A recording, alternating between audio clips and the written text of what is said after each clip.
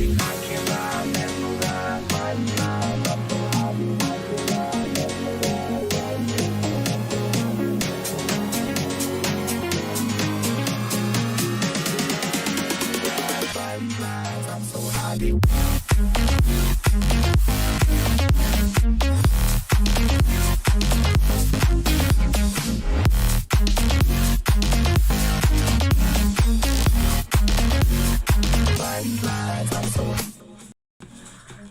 yo, y'all, what's good? What's up?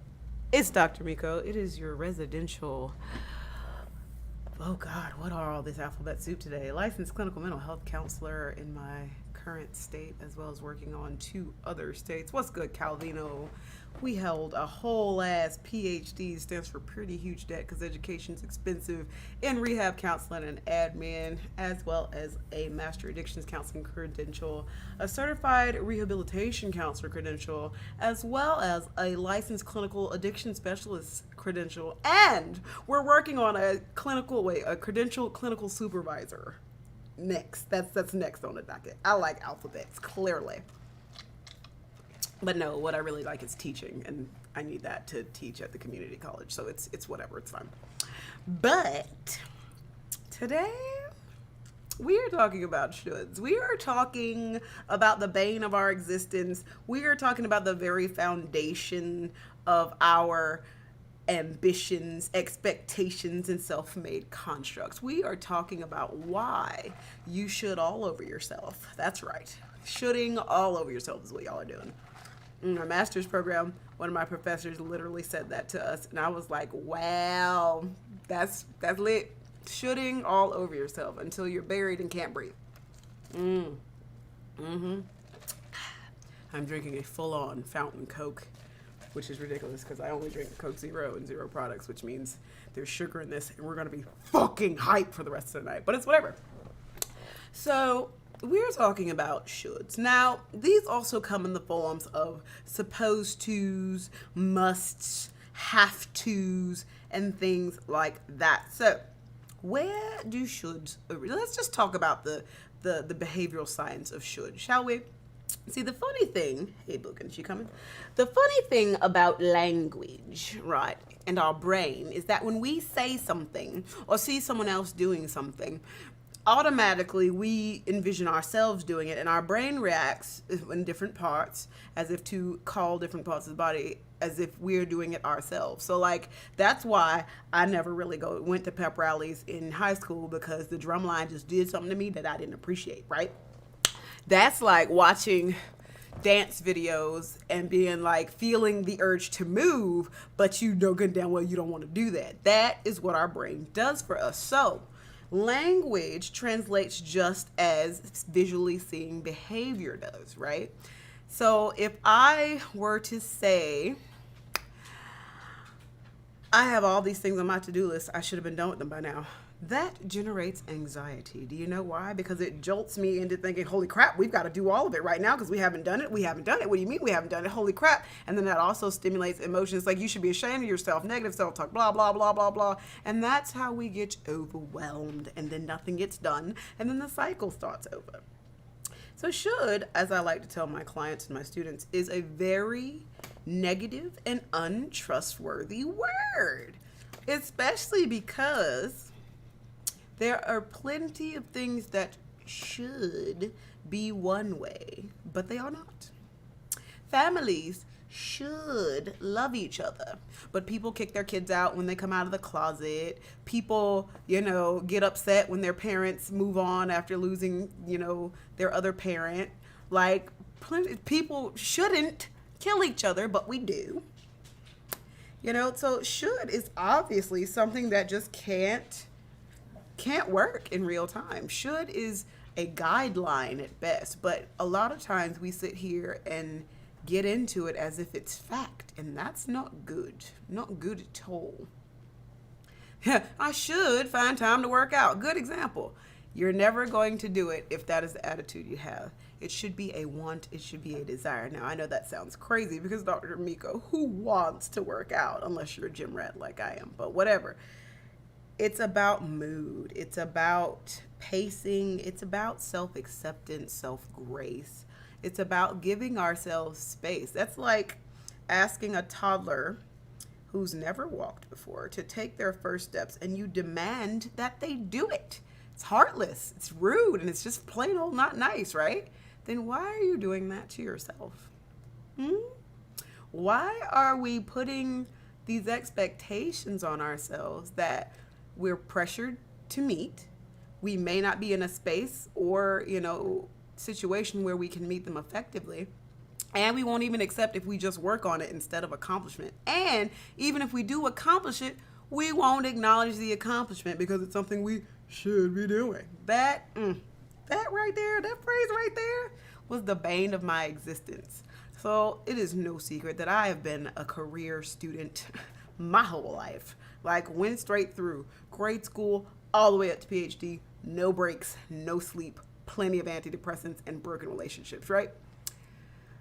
But like, it wasn't until my master's program, so the degree before the PhD, that I realized that I had been shooting all over myself my whole life. It was not until then that I realized that I was a good student in grade school, middle school, high school, all of that on up in college, because I felt like that's what I was supposed to do. It's what I should be doing anyway. And so I could make honor roll, I could make principals list, I could be inducted into an honor society, but it didn't matter, and I wouldn't celebrate that because in my mind, it's what I should be doing. It's status quo. It is expected, and nothing you're doing that you're supposed to be doing, that you're expected to do, needs to be celebrated. You're being celebrated for doing the bare minimum? Ugh, how dare you, right? But that is how I thought. I had it ingrained in me that I was supposed to get good grades. I was supposed to matriculate through school. I was supposed to be successful academically, which led to perfectionism tendencies, feeling like I'm not enough, feeling like destroyed when I failed something for the first time, or just feeling completely distraught if I got a B instead of an A. You know how anxiety provoking that is? You know how gut-wrenchingly dangerous? Baby, nobody wants to see your asshole. Put that down. You know how gut-wrenchingly painstaking that is? What's good, Joker? Spawning in on me. That's hot. I'm with it. But no, do you know how gut-wrenchingly painful it is? Now, imagine that you are in your young childhood all the way up to adolescenthood, and you've already got all this pressure. We talking about shoulds. What you doing? Working. What you working on? Imagine you got all that pressure and you just a kid. That's fucked up, right? But that's how we raise our offspring. That is really, can I thank you. That's how we raise our offspring. That is how we think society as a whole is supposed to function. How, as I said, supposed to function. And it doesn't have to be that way. It doesn't. Because, as I said in the beginning, should is a self-made construct. A lot of things in life are self-made constructs. And we just have to be able to acknowledge them so that we can, one, take them over before they take us over. And two, live the life we want to live and, not necessarily damn the consequences, but not put so much value on the consequences, right? So, let's talk about some other shoulds. Oh man, I should be at a different place in life than I am right now. That one is the most popular one I get, especially for people in their 20s / early to mid 30s, right? Contrary to popular belief, I am mid 30s. I know, I'm fab, whatever. But no, like, real talk. I should be doing this at this point in my life, and I'm upset and I'm anxious and I'm depressed because I am not doing those things, and I can't muster the motivation to do those things. That right there, that whole statement is a lot, and it's unfortunate because I hear it so often from clients, students, like all of it. And it's heartbreaking because in the back of my mind, I'm like, where is this written? Where are the sacred texts? Where is this written? I don't understand. I do not understand. Where have we found that it is okay to put these pressures on ourselves? Like, Look at you. You done got that first taste of consistent sleep. Now look at you. You're lacking, Calvino. I'm just kidding. Can't all the days can't be winners, unfortunately. But no, like, where did we get this notion that, you know, everything in life has a timeline, everything has a time when it's supposed to happen, it's supposed to be? Because it's bullshit, unfortunately. Because society, which is often, you know, expressed and televised in TV shows, movies, cartoons, all the shit that we consume, it's often there that we get these subliminal messages of how life should be. Now, I'm not going to lie. In fifth grade, I was of the mind that people grew up, they went to school, they went to college, they fell in love, they got married, they got a job, they had a baby, they got old, the end. That is such a short-sighted way to live life. Because it don't talk about friends. It don't talk about at what age you do these things. It doesn't talk about, you know, all the maturity level that you need for some of these things, which is why some people's relationships are dysfunctional as fuck and they don't know how to raise kids, but that's a whole nother conversation. But we've been sold this lie that that's what you do. You get into a relationship, you stick it out, you make it work, you get a job, you stick it out and stick with it and make it work, and then you make a family and make them as miserable as you are. And that just was not for me. And y'all know how I feel about, you know, young people that come to me in my college clinic and are upset because they've been broken up with, or they were in their first serious relationship or something like that. And, oh, Lord. Good Lord. These Haas accounts just don't fuck around, do they? But no, like, they are distraught because they have drank the Kool-Aid on this. They were really much here thinking that they had a good idea about what love is and finding their person. And it's just like, bro, how can you be sure you found your person if you don't know who you are, what you like to do, how to date, how to have boundaries, how to say no, how to communicate, how to emote, how, once again, to speak your mind effectively? How does one do that? I guarantee you can't do it in your first 18 to 20 years of life. You can't. You cannot. Like, it feels like what I should be doing, but it's absolutely not. Because if that was key, then what is the point of going to school? You can just get a job and work it forever, right? He got like 172 accounts, and I done banned like 33 of them. I'm fucking tired, bro. Like, I am looped in his algorithm, and I'm so sick of it. But, real talk though.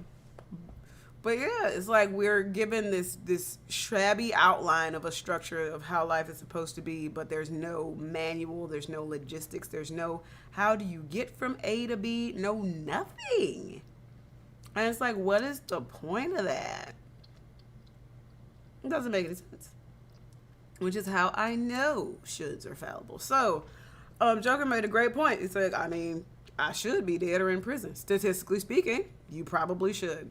However, you're not, which means should cannot be bottom line. It cannot be bottom line. So going back to my original point, I should be at this different point in my life.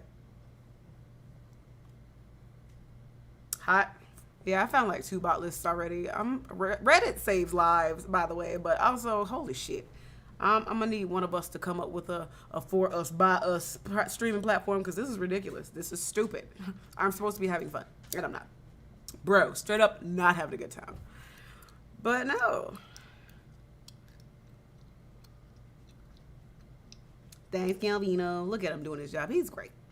But no, like, real talk and legit, I should be doing this and I should have all this completed. Okay, but even if you haven't completed all these things, even if you had completed all these things, what would you be doing then? Just waiting around to die? Life needs ambition. Life needs, like, something to aspire to. Life needs goals. It's not like it's one giant to-do list where it's like, all right, I've marked everything off. I guess I'm going to wait to die now. It's more so of things develop, things change, things evolve, things mutate. And being able to just kind of follow that and check off things and actually feel good about checking off those things makes the world of a difference. Ithaca, nobody wants to see your cat butt. Lay down. No, little girl. Come get this love. Come get this love. Anyway, but the other one, what's another good should there, Boogans? I should do everything they say because I love them. The only should that should happen there is I should practice boundaries with everyone, regardless of how I feel about them. So in relationships, people negate their boundaries. They neglect themselves because they feel like this is what they should be doing to please whomever they're trying to please in a relationship. Now, when I'm doing couples, should gets thrown around so many times for different reasons. We've been together 32 years. You should know this by now. Should they though? Should they? Should they? Have you ever told them? Well, no. And if the answer is, well, yeah, did you tell them in a way that they'd understand, or were you sarcastic? Did you explain the behavior? Do you explain the origin of the behavior? Do you explain what it symbolizes for you? Because words don't translate for people. Importance and symbolism translates for people, right? Like, here we go. I'm about to my partner and I, y'all to death. My partner and I, when we first got together, we shared a love of reading books, like fantasy fiction books, like fucking, oh my God, there's so many. Yeah, like we bonded over books.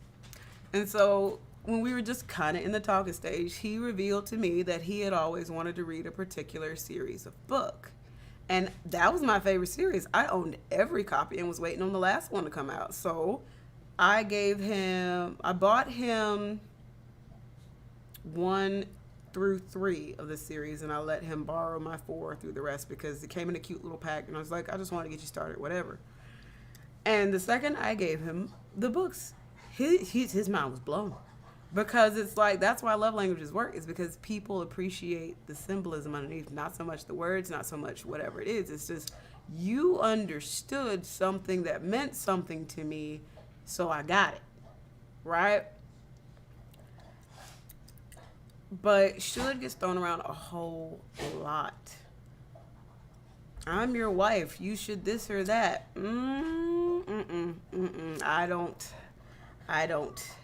I can't condone that. I can't co-sign that. If you change the way you said that, as your partner, I feel like I should be more important than this thing. Or as your partner, I feel like I should at least be supported or validated in this thing. Those mean completely different things. Because should also has a very negative connotation to it. It's like entitlement. It's like just damn the consequences decision making. And that doesn't have to be.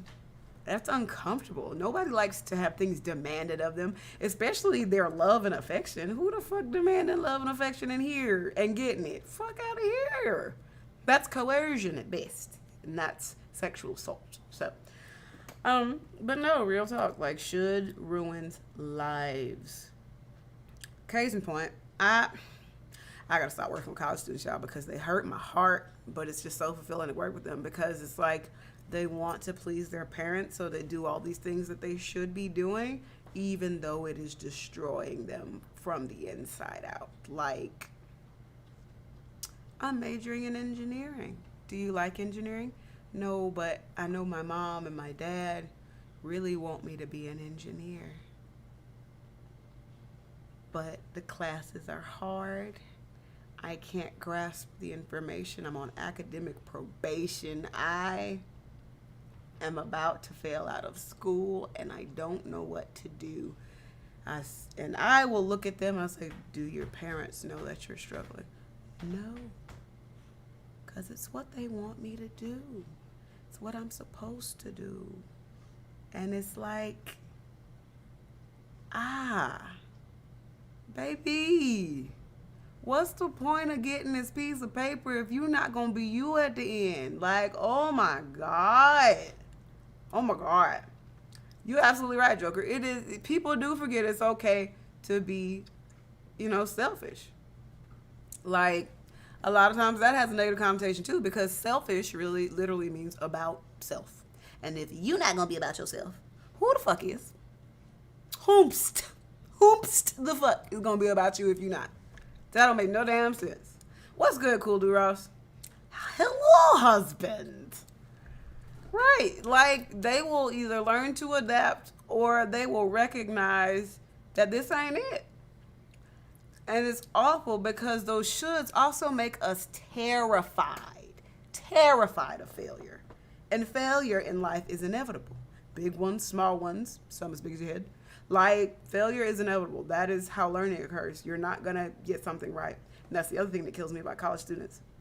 If you are coming to school to learn how to do a thing, the shoulds and the expectations and pressure on you make you feel like you can't ask for help because you're already supposed to know how to do the thing.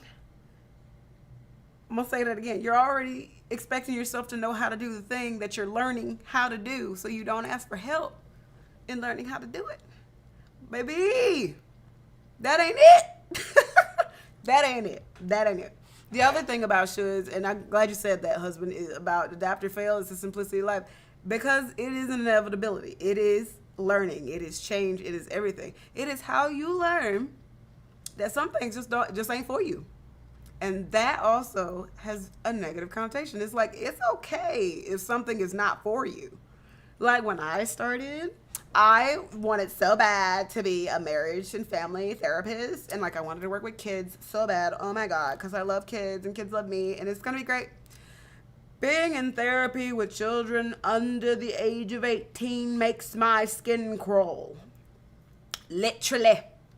Learned that in my first internship. It was bad. It did not look bad, but it felt awful because it felt like I failed. It felt like, oh my God, I've chosen the wrong career path. Oh my God, I've done all this work to get here and it's down the drain. Like, blah, blah, blah, blah, blah, blah. Like, it felt awful.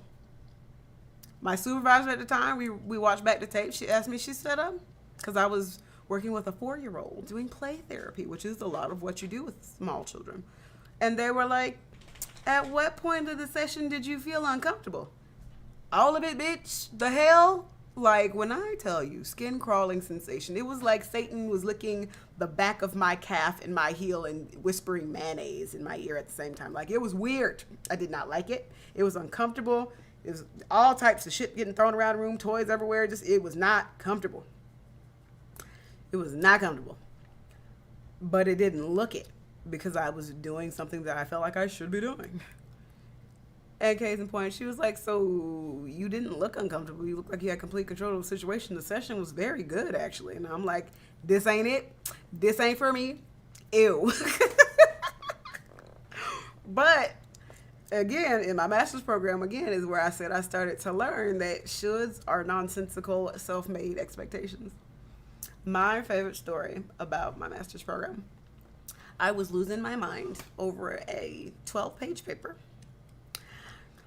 I was, shut up, husband, I ain't talking about you. I was working on this 12-page paper. I got a late start because expectations and shoulds getting in the way and me feeling bad, negative self-talk, depression, anxiety, blah, blah, blah, blah, blah. It was like I got home from a long day of school, work, and internship. It was like 8 p.m. I had homework to do. I had to finish this paper because it was due the next morning or the next day in class or whatever the fuck. I was losing my mind. The husband, the guy that was my husband at the time, looked at me. He's like, you were cracking up. Like, I was hysterical. I was crying. I was laughing. I was slumped on the couch trying to move, and it just wasn't happening. He's like, you need to just go to bed. That just means you would just go to bed. So I went to bed, got up early, cranked out the paper, was not feeling good about it, poured my everything into it to make sure the quality was acceptable because that is what is expected of me because that's what I should be doing as a master's level student, blah, blah, blah. Get to the class, hanging out with my fellow students, and just talking about the experience of doing the paper. And I was like, y'all, I was losing my fucking mind last night because holy shit, I just don't know how I feel about this paper. Friend of mine, she walks up, she was like, listen, it is what it is. I wrote what I wrote, about to turn it in. I was watching my show last night. I said, what, bitch, you could get a B. It's so funny looking back on it now, but I was dead fucking serious. Like, I was hyperventilating for her. And we get them back like a week or two later. We get like the same grade, except she got to watch her show, eat popcorn, and go to bed. I was losing my fucking mind. And then you look at that even bigger picture. We was all getting the same goddamn piece of paper at the end, as long as we passed our final exams and took all the required courses. So why, and I cannot stress this enough, the fuck was I putting this much pressure on myself? Because that is what I thought I should be doing. That's also part of the reason why I work in higher ed now too, is because that whole, when you go to college, you need to have your major picked out because you should know what you want to do the rest of your life, is a huge script, and I want to punch everybody in the fucking mouth that says that to kids. They are 18. You know what the difference between a high schooler and a college kid is? 1 semester. 3 months. That's it. You can't put that much pressure on people. It's not fair to them. It doesn't give them space to, one, grow and develop skills. In fact, it stunts their growth and makes them pigeonhole themselves into one thing that they're probably going to end up hating doing. I just,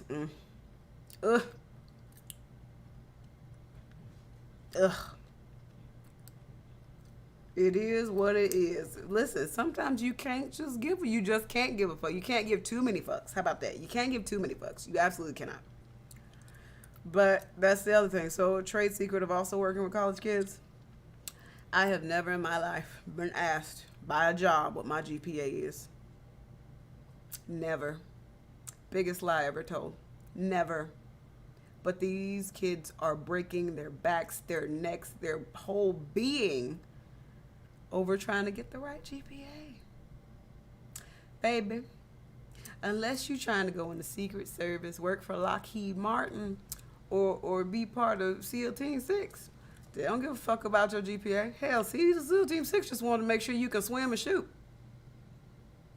So that stat means nothing. And it's a self-made construct. All right, so with that being said, let us go ahead and spin the Wonder Swig wheel, because it is what it is, what it will be. What a thing at? What a thing at? What a thing at? There it is. Hot down. Hit it. Get it. While we're doing that, so let me tell you all what we're gonna do next time, because I just came across the best things ever. I Google hilarious tweets about going to therapy, and so the next time, ooh, Bellatrix. The next time I'm due as Dr. MyKo, we are going to review some of these people's tweets about going to therapy, and I will respond.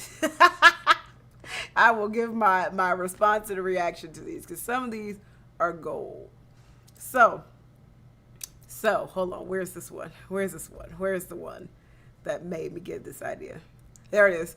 Me, exclusively telling my therapist about the good parts of my week. Therapist, sounds like you're doing good. Me, how dare you?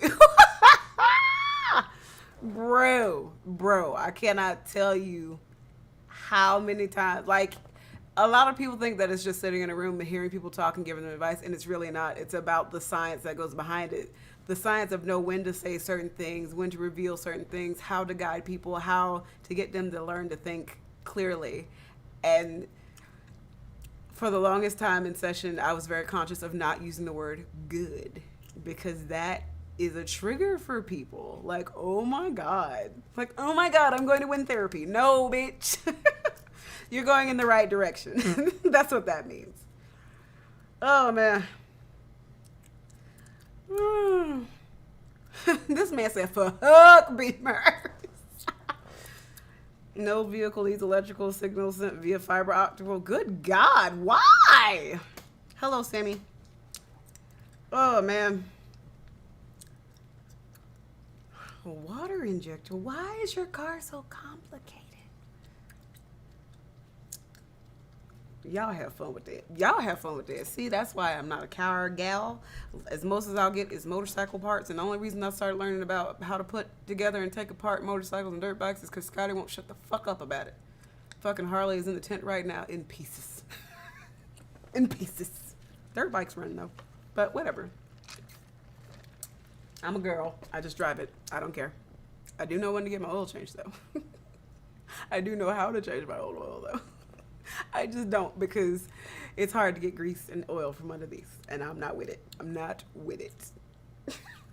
Tried learning stick shift 2 years ago. Nope. Nope. I was okay at it, but like my anxiety just would not. I said, so you mean to tell me there is a chance that if I do the wrong thing, I could just roll backwards? Yeah? Nope. Absolutely not. But anyway. So there's that. I don't know if John and them are doing their thing yet or not. Let's go check. Let's find out. Let's find the fuck out. It's hot. Y'all hot? I'm hot.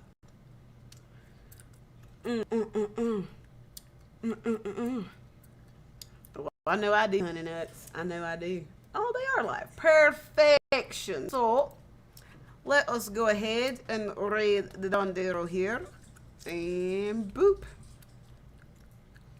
I that button. See y'all tomorrow. I don't know what the fuck we're playing, but play something.